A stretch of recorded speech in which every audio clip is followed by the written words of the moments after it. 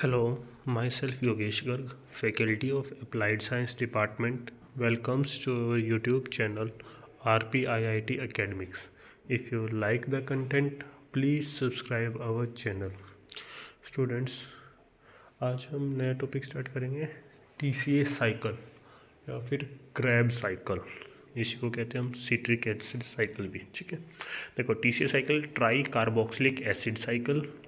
The TCA cycle, also known as Krebs cycle or citric acid cycle, is a central metabolic pathway that plays a crucial role in cellular respiration.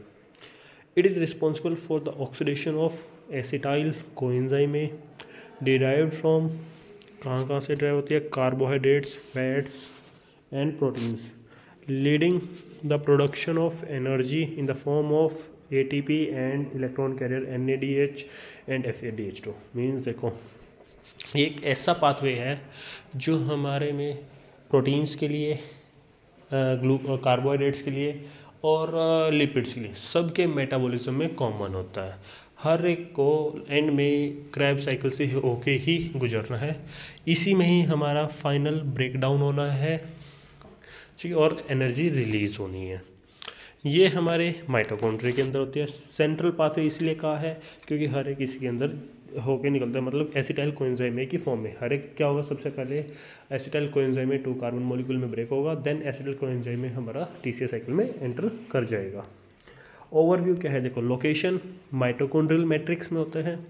Main inputs आते क्या क्या इसमें, acetyl coenzyme A चाहिए important, NAD, FAD, GDP और water, ये molecule चाहिए। और फिर बाहर क्या निकलता है, CO2, क्योंकि फाइनल ब्रेकडाउन हो गया, CO2 के फॉर्म में हमारे बॉडी से रिलीज हो जाता है।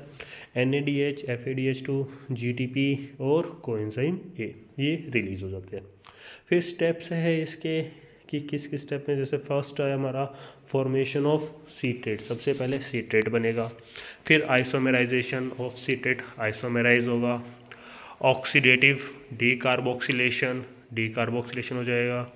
सेकंड ऑक्सीडेटिव डीकार्बोक्सिलेशन, फिर दोबारा ऑक्सीडेटिव डीकार्बोक्सिलेशन।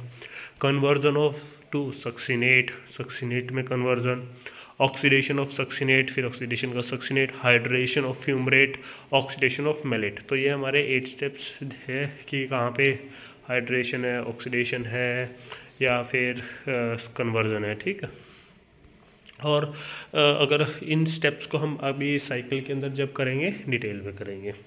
अब देखते हैं समरी क्या है। देखो overall reaction, acetyl coenzyme A plus 3 NAD plus FAD plus GDP plus inorganic phosphate plus water molecule, ये सब मिल के हमें क्या देते हैं, 2 मॉलिक्यूल CO2 के, क्योंकि एसिटाइल जो ग्रुप है वो 2 कार्बन का होता है, तो 2 CO2 मॉलिक्यूल रिलीज हो जाते हैं। 3 NADH, एक FADH2, एक GTP और कोएंजाइम ए, ये हमारी बॉडी इसमें से रिलीज हो जाते हैं TCA साइकिल से। एनर्जी यील्डिंग, वही अगर हम एनर्जी देखें तो कितने हो गए, एक साइकिल में 3 NADH, एक FADH2, एक GTP रिलीज हो जाते हैं। रेगुलेशन, अब कौन कौन से एंजाइम्स ही रेगुलेट करते हैं हर साइकिल को, ये की रेगुलेटरी एंजाइम्स है citrate synthetase, isocitrate dehydrogenase, alpha ketoglutarate dehydrogenase, ये क्या है, अलग अलग एंजाइम्स है जो क्या करते हैं, इसको रेगुलेट करते हैं। ठीक है, अब आते हैं हमारी क्रैब साइकिल, इसको हम अभी डिस्कस करेंगे नेक्स्ट वीडियो में।